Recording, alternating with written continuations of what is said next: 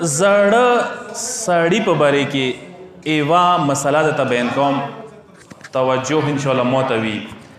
زړه سړي په باره کې یوه مسله ته بیان کوم. یو کاسټ سپین ږیری شوی دی، زوړ شوی دی، روژه نشي ساتای.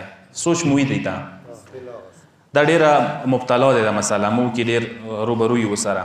ایدي دوه حالته دي.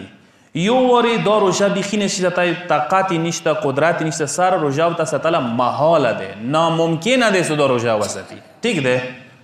یو وارې روژه ساتای شي خو ډېر تکلیف ورته پېښېږي، ډېر تکلیف سره ساتي. مثلا سهار ته یې رسوای شي خو ډېر تکلیف سره، مثلا بیا کاټ نشي پڅېدای، مزال نشي کوای، خو تکلیف یې ورته فریاد کوي مثال کے طور پر. دغو دوو صورتو کې روژه به نه ساتي. څه ډېر تکلیف دی او ته روژه ما ساتي، نه دی ونې واجبه، نه دی ورته پکار څه ساتي. یو بیخي نشي ساتای، بیخي قدرت نشته، بیا نه ساتي، واجبه نه دی. اسلام کې جبر و ظلم نشته دی. خو یو فرق دی دغو دوو منځه.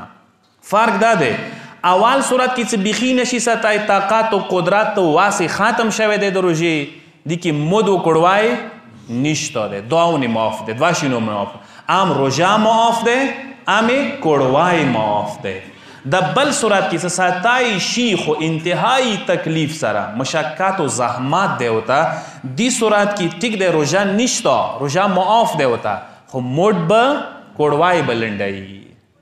ٹھیک شو؟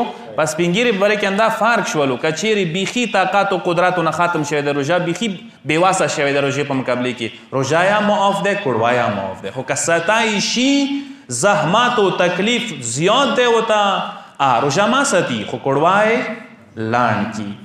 ان دې سره